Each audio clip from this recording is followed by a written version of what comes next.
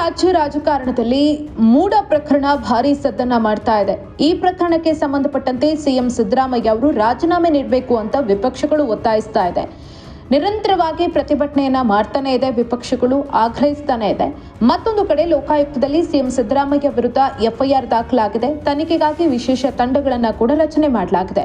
ಇದರ ಬೆನ್ನಲ್ಲೇ ನಿನ್ನೆ ರಾತ್ರಿ ಮಹತ್ವದ ಬೆಳವಣಿಗೆ ನಡೆದಿದೆ. ಸಿಎಂ ಸಿದ್ದರಾಮಯ್ಯ ಅವರ ಪತ್ನಿ ಪಾರ್ವತಿ ಸಿದ್ದರಾಮಯ್ಯ ಅವರು ಮೈಸೂರು ನಗರಾಭಿವೃದ್ಧಿ ಪ್ರಾಧಿಕಾರದ ಆಯುಕ್ತರಿಗೆ ಪತ್ರವೊಂದನ್ನು ಬರೆದಿದ್ದಾರೆ. ಎಲ್ಲ 14 ಸೈಟ್ಗಳೇನಿದೆ ಅದೆಲ್ಲವನ್ನ ಕೂಡ ನಾನು ಹಿಂದಿರುಗಿಸ್ತೀನಿ ಅಂತ ಆ ಪತ್ರದಲ್ಲಿ ಉಲ್ಲೇಖಿಸಿದ್ದಾರೆ. ಸದಾ ಸಾರ್ವಜನಿಕ ಜೀವನದಿಂದ ತುಂಬಾನೇ ಅಂತರವನ್ನ ಕಾಯ್ದುಕೊಳ್ಳುವ ಮತ್ತು ಎಲ್ಲೂ ಕೂಡ ಕಾಣಿಸಿಕೊಳ್ಳದ ಸಿಎಂ ಸಿದ್ದರಾಮಯ್ಯ ಅವರ ಪತ್ನಿ ಬರೆದಿರುವಂತಹ ಪತ್ರ ಇದೀಗ ರಾಜ್ಯ ರಾಜಕಾರಣದಲ್ಲಿ ಭಾರೀ ಸದ್ದನ್ನ ಮಾಡ್ತಾ ಇದೆ. ತುಂಬಾನೇ ಭಾವುಕರಾಗಿ ಆ ಪತ್ರವನ್ನ ಅವರು ಬರೆದಿದ್ದಾರೆ. ಹಾಗಾದ್ರೆ ಆ ಪತ್ರದಲ್ಲಿ ಏನೇನಿದೆ, ಏನೆಲ್ಲ ವಿಚಾರಗಳ ಬಗ್ಗೆ ಪಾರ್ವತಿ ಸಿದ್ದರಾಮಯ್ಯ ಅವರು ಉಲ್ಲೇಖ ಮಾಡಿದ್ದಾರೆ ಅನ್ನೋದನ್ನ ನೋಡ್ತಾ ಹೋಗೋಣ. ನನ್ನ ಪತಿಯಾಗಿರುವ ರಾಜ್ಯದ ಮುಖ್ಯಮಂತ್ರಿ ಸಿದ್ದರಾಮಯ್ಯ ಅವರು ತಮ್ಮ 40 ವರ್ಷದ ಸುದೀರ್ಘ ರಾಜಕಾರಣದಲ್ಲಿ ಯಾವುದೇ ಸಣ್ಣ ಕಳಂಕವೂ ಅಂಟಿಕೊಳ್ಳದ ನೈತಿಕತೆಯನ್ನ ವೃತ್ತದಂತೆ ಪಾಲಿಸಿಕೊಂಡು ಬಂದವರು. ರಾಜಕೀಯವೂ ಸೇರಿದಂತೆ ಸಾರ್ವಜನಿಕ ಜೀವನದಲ್ಲಿ ಕಾಣಿಸಿಕೊಂಡು ಅವರಿಗೆ ಮುಜುಗರ ಉಂಟು ಮಾಡಬಾರದು ಅನ್ನೋ ನಿರ್ಧಾರಕ್ಕೆ ಬದ್ಧಳಾಗಿ ಬದುಕಿದವಳು. ನಾನಿಂದು ಮನೆ, ಆಸ್ತಿ, ಚಿನ್ನ, ಸಂಪತ್ತನ್ನ ಬಯಸಿದವಳಲ್ಲ. ಯಾವುದೇ ಕಾರಣಕ್ಕೂ ನನ್ನಿಂದ ಅವರ ರಾಜಕೀಯ ಜೀವನಕ್ಕೆ ಒಂದು ಸಣ್ಣ ಹನಿಯಷ್ಟು ಕಳಂಕ ತಟ್ಟಬಾರದೆಂದು ಎಚ್ಚರಿಕೆಯಿಂದ ನಡೆದುಕೊಂಡವಳು. ನನ್ನ ಪತಿಗೆ ರಾಜ್ಯದ ಜನತೆ ಹರಿಸುತ್ತಾ ಬಂದ ಪ್ರೀತಿ, ಅಭಿಮಾನಗಳನ್ನು ದೂರದಿಂದಲೇ ಕಂಡು ಸಂತೋಷ ಮತ್ತು ಹೆಮ್ಮೆ ಪಟ್ಟವಳು. ಹೀಗಿದ್ರೂ ಮೈಸೂರಿನ ಮೂಡ ನಿವೇಶನಕ್ಕೆ ಸಂಬಂಧಿಸಿದಂತೆ ಕೇಳಿ ಬಂದ ಆರೋಪಗಳಿಂದ ನಾನು ಘಾಸಿಗೊಂಡಿದ್ದೇನೆ. ನನ್ನ ಸ್ವಂತ ಸೋದರ ಅರಶಿನ ಕುಂಕುಮದ ಭಾಗವಾಗಿ ಕೊಟ್ಟ ಜಮೀನಿನ ಬಾಬ್ತು ಪಡೆದ ನಿವೇಶನಗಳು ಇಷ್ಟೊಂದು ರಾದ್ಧಾಂತವಾಗುತ್ತದೆ. ಇದರಿಂದ ನನ್ನ ಪತಿಯವರು ಅನ್ಯಾಯವಾಗಿ ಆರೋಪಗಳನ್ನು ಎದುರಿಸುವಂತಾಗಬಹುದು ಎನ್ನುವುದನ್ನು ನಾನು ಊಹಿಸಿದವಳೂ ಅಲ್ಲ.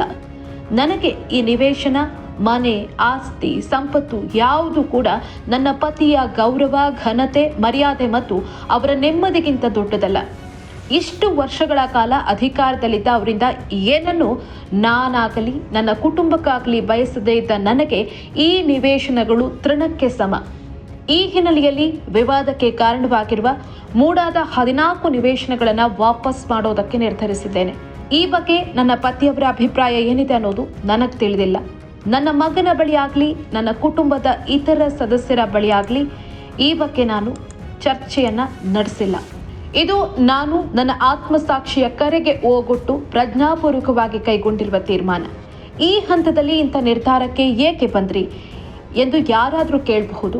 ಆರೋಪ ಕೇಳಿ ಬಂದ ದಿನವೇ ನಾನು ಈ ನಿರ್ಧಾರ ಮಾಡಿದ್ದೆ. ಆದರೆ ಈ ಮೂಡ ನಿವೇಶನ ಹಂಚಿಕೆ ಆರೋಪವನ್ನು ರಾಜಕೀಯ ದುರುದ್ದೇಶದಿಂದ ಮಾಡಲಾಗಿದ್ದು, ಈ ಅನ್ಯಾಯದ ವಿರುದ್ಧ ಹೋರಾಡಬೇಕು, ಅವರ ಸಂಚಿಗೆ ನಾನು ಬಲಿಯಾಗಬಾರದು ಎಂದು ಕೆಲವು ಹಿತೈಷಿಗಳು ಹೇಳಿದ ಕಾರಣಕ್ಕೆ ನಿವೇಶನ ವಾಪಸ್ ಮಾಡಬೇಕೆನ್ನೋ ನಿರ್ಧಾರವನ್ನು ಕೈಬಿಟ್ಟಿದ್ದೆ. ನನ್ನ ಈ ನಿರ್ಧಾರ ಅಚಲವಾಗಿದ್ದು, ಈ ನಿವೇಶನಗಳನ್ನು ವಾಪಸ್ ನೀಡೋದ್ರ ಜೊತೆಗೆ ಮೂಡಾಗೆ ಸಂಬಂಧಿಸಿದ ಎಲ್ಲ ಆರೋಪಗಳ ಬಗ್ಗೆ ಸಮಗ್ರ ತನಿಖೆ ಮಾಡಬೇಕು ಅಂತ ಆಗ್ರಹಿಸಿದ್ದೇನೆ.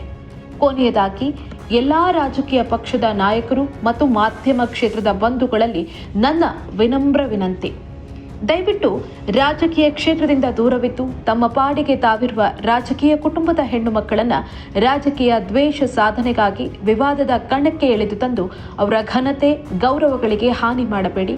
ಶ್ರೀಮತಿ ಪಾರ್ವತಿ ಈ ರೀತಿ ಭಾವನಾತ್ಮಕವಾದಂಥ ಪತ್ರವನ್ನು ಬರೆದಿದ್ದಾರೆ. ಈ ಪತ್ರದ ಮೂಲಕ ನಾನು ಎಲ್ಲ 14 ನಿವೇಶನಗಳನ್ನು ವಾಪಸ್ ನೀಡ್ತೀನಿ ಅನ್ನೋದನ್ನು ಸ್ಪಷ್ಟಪಡಿಸಿದ್ದಾರೆ ಪಾರ್ವತಿ ಸಿದ್ದರಾಮಯ್ಯ ಅವರು. ಈ ಪತ್ರ ತುಂಬಾನೇ ಭಾವನಾತ್ಮಕವಾಗಿದೆ. ಪತಿಯ ಬಗ್ಗೆ ಯಾವ ರೀತಿ ಅವರು ಗೌರವವನ್ನು ಇರಿಸಿಕೊಂಡಿದ್ದಾರೆ, ಸಾರ್ವಜನಿಕ ಜೀವನದಲ್ಲಿ ಯಾಕೆ ಅವರು ಕಾಣಿಸ್ಕೊಳ್ತಾ ಇಲ್ಲ, ಈ ಎಲ್ಲ ವಿಚಾರಗಳಿಗೂ ಕೂಡ ಒಂದು ಸ್ಪಷ್ಟತೆ ಸಿಕ್ಕಿದಂತಿದೆ.